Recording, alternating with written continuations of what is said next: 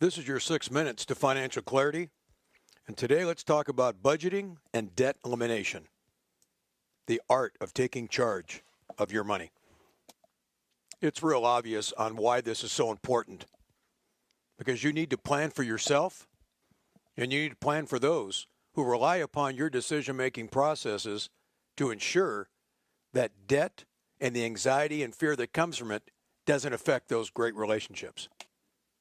When will your financial journey begin? Goals and dreams require time and money to achieve. There are many aspects to developing a solid financial plan. We all know that procrastination gets us going nowhere real fast.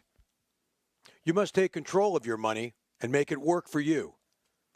And that process can be intense and it can be confusing. So where do you begin? Let's expose a few blunders of improper planning having to do with getting a budget under control and eliminating debt. The well-known radio and TV personality and author Dave Ramsey said this: "When people stop caring who got thrown off the island on a reality game show and instead develop an intentional game plan on the issue of money, they'll start to make some good decisions."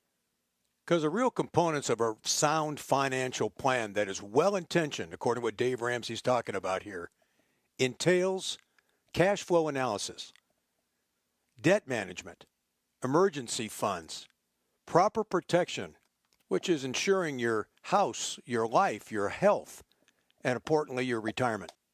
Yeah, you can take measures to make sure you ensure that you don't lose money that you can't afford to lose for your retirement.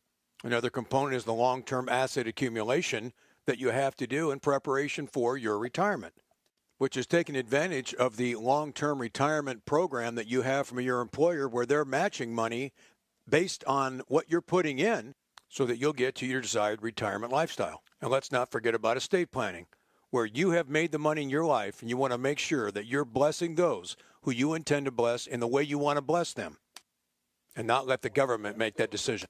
Though many of us may have some of these components already, it's very important to put all the pieces together in one well-intentioned investment strategy. It's important to remember that fiscal fitness is not equal to fiscal perfection.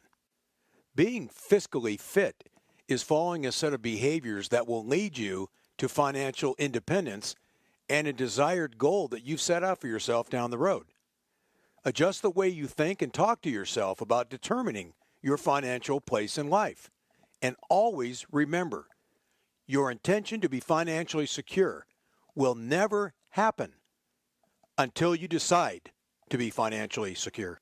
There are some common consumer challenges that need to be addressed in putting together a really strong financial plan. Are, of course, staggering debt.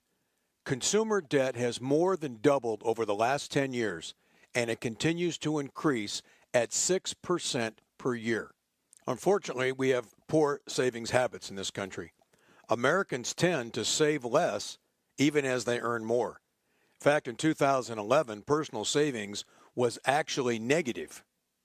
And this is the first negative savings period that we've had over the last 4 to 5 years in this country since the Great Depression of the 1930s. I hate to remind you the cost of college.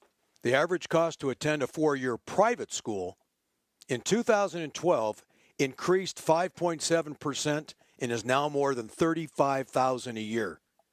Even public school increased even more dramatically. It was up to $15,000 per year, which was a 7% increase over last year. So in proper cash flow management, create a budget. Take an x-ray of your financial situation and force yourself to look at it.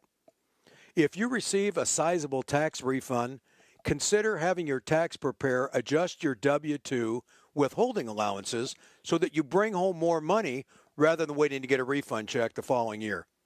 Consider canceling your PMI or private mortgage insurance on your house if your loan-to-equity ratios are now better than 80%. This can be a big savings.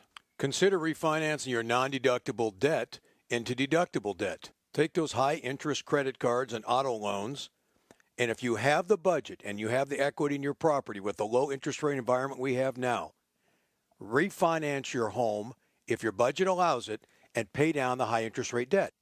In order to save some taxes, consider Adding to, if you're not already doing, a qualified plan with your employer. A few tips on debt management. Take advantage of those zero and low interest rate transfers for your credit card companies. Use a debt elimination strategy. Pay as much extra as you can toward those high interest rate balances. Once the debt's gone, get the scissors out and cut those things up and don't use them again. There's a basic formula that you need to follow, and people make a blunder of not doing so.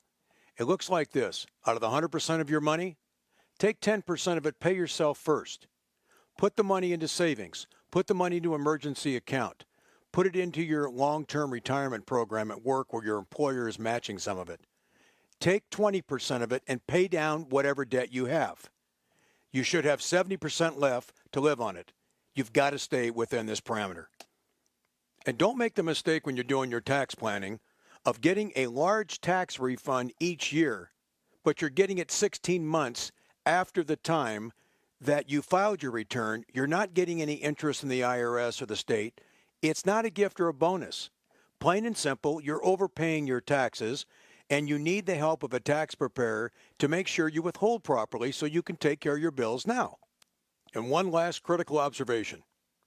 Don't even think about an investment that entails risk and or tying up your money unless you have at least 3 to 6 months emergency cash put away in the bank.